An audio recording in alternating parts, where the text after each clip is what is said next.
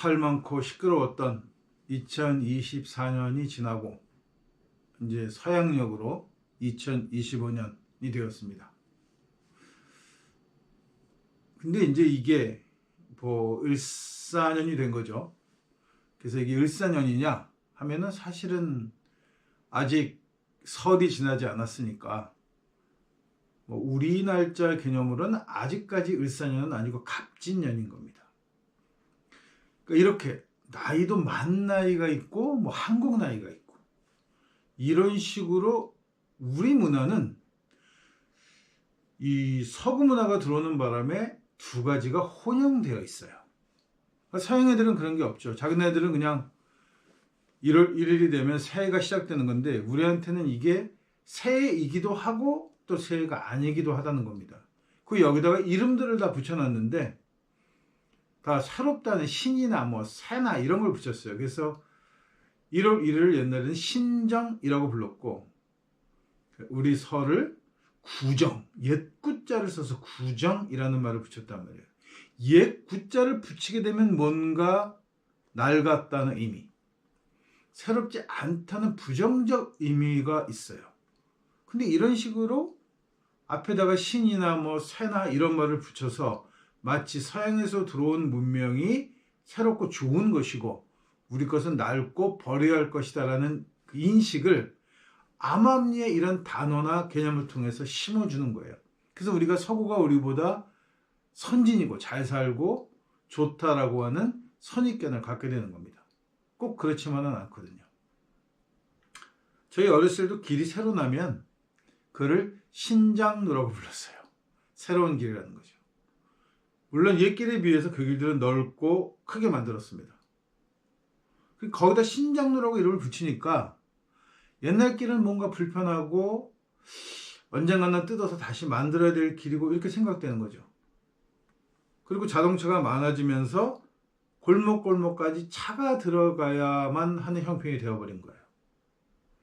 사실 골목길이라는 건 사람이 걸을 수 있을 정도의 넓이만 되면 되는 거죠. 굳이 자동차들이 들락날락할 이유가 없는 거고.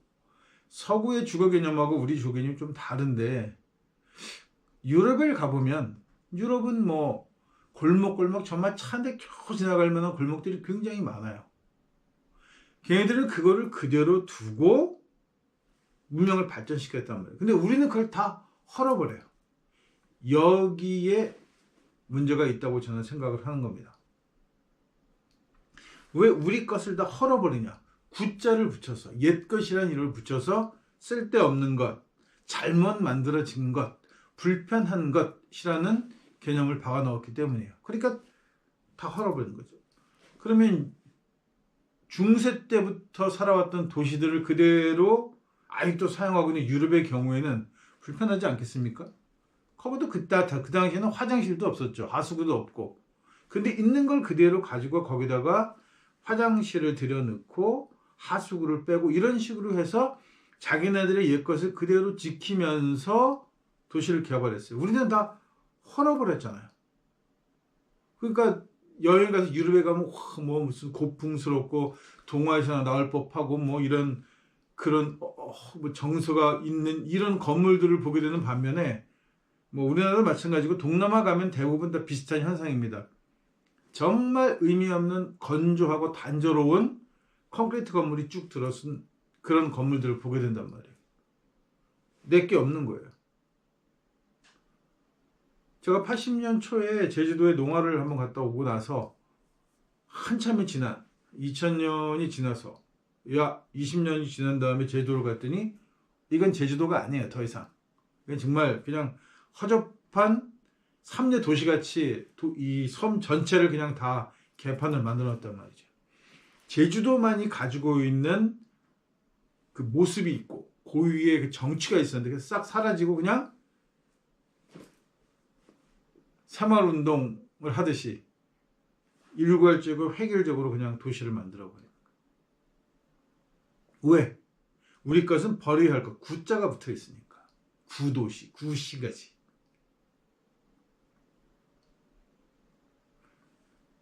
종교도 마찬가지로 이 땅에 들어오면서 우리 종교를 몰아내고 서양 종교가 혹은 불교가 이렇게 외래 종교들이 주류 종교로 자리를 잡게 돼요. 그 종교가 더 좋아서였을까? 그렇지 않습니다. 다분히 이거는 정치적인 의도가 들어가 있는 거예요. 보통 우리 역사적으로 왕권이 강화되는 시기에 종교를 받아들이게 됩니다. 외래 종교를. 즉 기존 세력과의 마찰이 빚어질 때 새 종교를 가져와서 그 종교를 앞장 세워서 기존 세력을 깔아뭉개는 그런 방식이 정치적으로 꾸준히 이용되어 왔던 겁니다. 기독교도 마찬가지죠. 4명의 황제였다가 단독 황제가 된 콘스탄틴이 그 단독 황제의 자리를 계속해서 유지하기 위해서 이름 없고 별별 없는 기독교라는 종교를 끌어다가 유일신이라는 교리를 만들어서 삼위일체 이런 너절한 교리를 만들어 가지고 왕권을 강화하기 위해서 종교를 사용했단 말이에요. 근데 종교는 이것을 덥석 묻니다. 왜 묻냐 하면 그때 비로소 종교가 별별 없고 시덥지 않은 종교가 거대하게 성장하고 발판이 될 수 있는 그 거대 종교가 될 수 있는 기회를 잡을 수 있기 때문이에요. 그렇게 기회를 잡았죠. 기독교가. 그래서 로마의 국교가 되고 그 이후로는 서구 종교가 돼가지고 동남아 지역, 식민 지역에 자기네 종교를 다 전파할 수 있는 기회를 마련하게 된 거란 말이죠. 불교도 마찬가지였고 모든 종교가 그런 방식으로 권력과 손을 잡으면 거대해지고 성장하지만 상대적으로 부패하게 됩니다. 권력과 야합해서 정상적인 종교가 된 이해는 없어요. 그리고 문제는 뭐냐면 어느 정도 시기가 지나고 나면 얘네들이 자기가 추악했던 과거들을 포장하고 미화하기 시작한단 말이에요. 그래서 교회들이, 종교들이 시작한 것이 무엇이냐면 사회사업에 적극적으로 뛰어들게 됩니다. 교육사업하고.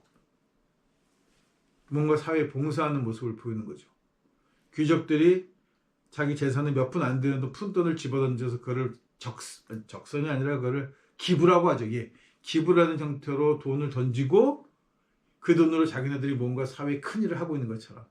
사실은 돈벌이하는 병원을 만들어 놓고 몇몇 그저 진짜 한 주 얼마 안 되는 사람들을 무상 치료한다든가 지원해주면서 큰 의료 사업을 하는 것처럼 학계를 지어놓고 무슨 대단한 교육 사업이라도 하는 것처럼 이러면서 사실은 그 재단을 만들어서 그 재단을 통해서 자기네 재산을 보존하고 그 재산을 늘리고 세금을 탈세하고 이런 데 이용해 모은 거란 말이에요.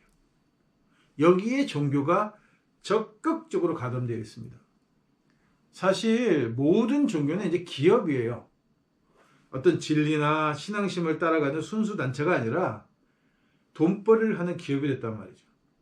근데 돈벌이 되는 기업이 되게 되면 명분이 없잖아요. 그러니까 항상 소수의 몇몇, 마음에 정말 들지 않지만 소수의 몇몇 순수하게 종교에 대한 희망을 갖고 있거나 혹은 그 종교에 헌신하는 사람들을 앞장 세우고 실질적으로 99%의 장사를 하고 있는 거란 말이죠.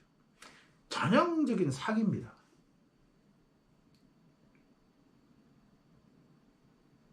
마치 한 줌도 안 되는 소수 인원들이 전체인 양 포장하고 정말 다수인 것은 소수인 것처럼 별거 아닌 것처럼 포장해서 장사하는 거죠. 그래서 지금도 기독교 범죄가 꾸준히 일어나고 그걸 비판하면 다 그런 건 아니다.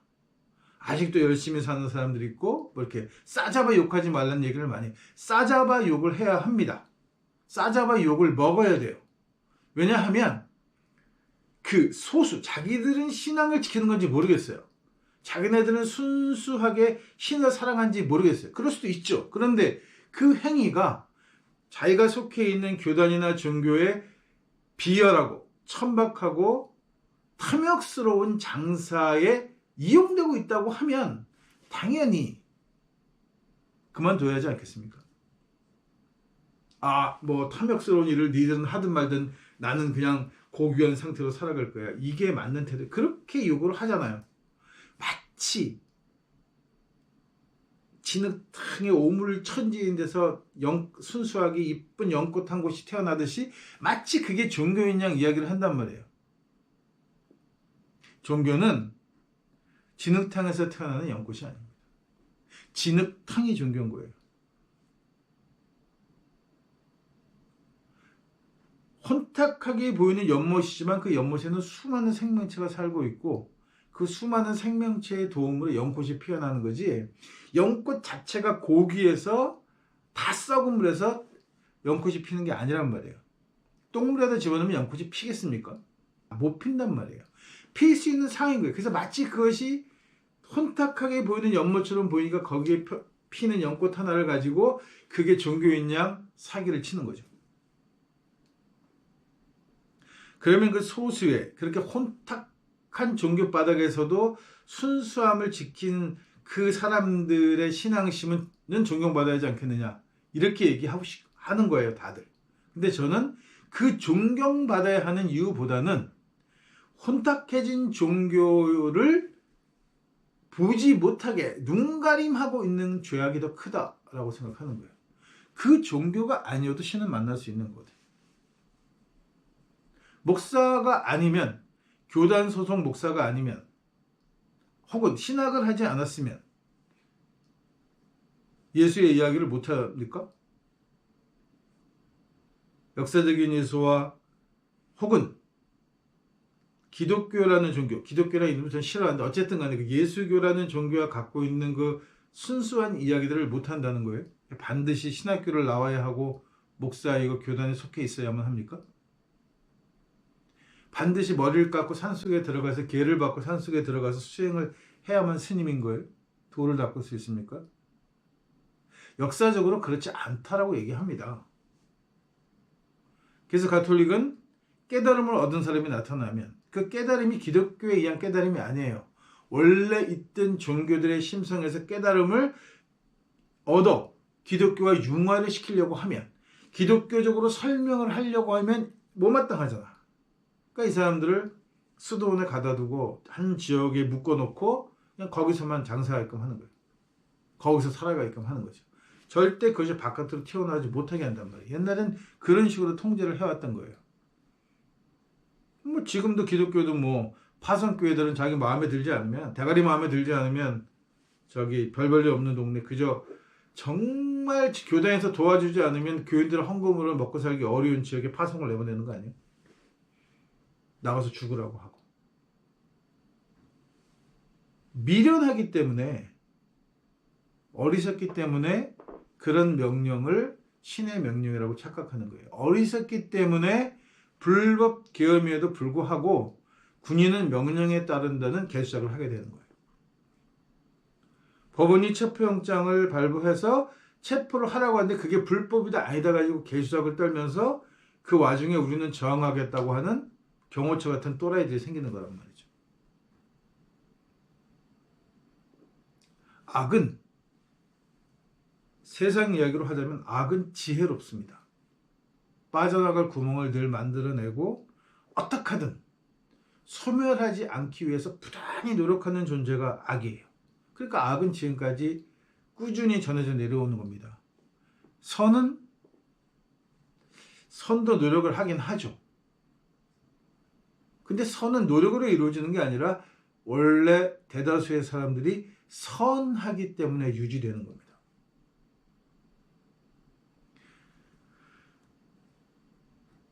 지구의 오염이나 환경 문제를 보면 이 문제가 조금 저는 이해가 가기는 해요.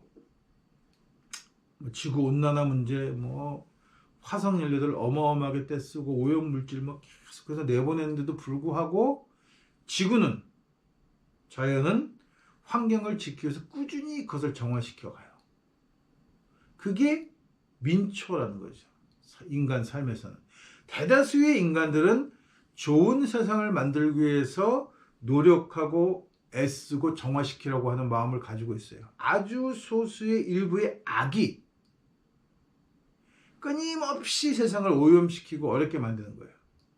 그러니까 평화로운 세상을 만들기 위해서는 악을 뿌리 뽑아야 하는 겁니다. 관용하면 안 돼요. 포용해도 안 되고 협치라는 것도 불가능한 거예요. 아마 겨울 되면 사과나 귤을 많이 사잖아요. 저도 귤을 좋아하는 편이라 간혹 귤을 사게 되는데 이 귤이 처음에는 다 멀쩡해 보입니다. 박스에서 왔을 때. 그냥 두잖아요. 근데 그 중에 하나가 물러지고 곰팡이가 피기 시작하면 정말 순식간에 그 주변에 있는 모든 귤들을 순차적으로 썩게 만듭니다. 가만두면 금방이에요. 모든 채소나 과일들이 다 그래요. 한 공간에 들어있을 때 하나가 썩으면 그 하나가 무섭게 빠른 속도로 다른 것들을, 멀쩡한 과일들과 채소들을 썩게 만든단 말이죠.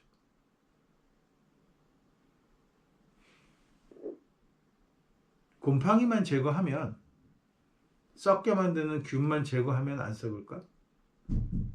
그런 방법은 사실 많지 않아요. 가장 효율적이고 좋은 방법은 썩은 과일을 빨리 골라서 찾아내는 거예요. 버려버리는 겁니다. 그러면 안에 있는 과일들은 쉽게 상하지 않아요. 그럼에도 불구하고 시간이 지나면 또 썩고 또 썩고. 왜? 인간은 본능적으로 성공하고 싶어하고 자기만 잘 되고 싶어하는 그 이기적인 욕망들이 같이 들어있기 때문이에요.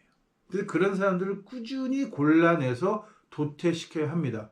그런 자들이 머리가 좋고 똑똑하다고 계속해서 엘리트를 만들고 권력가를 만들고 부자들을 만들어주면 안 되는 거예요. 그런 자들은 꾸준히 뽑아내서 골라내고 솎아내야 세상은 건강한 세상이 되는 겁니다.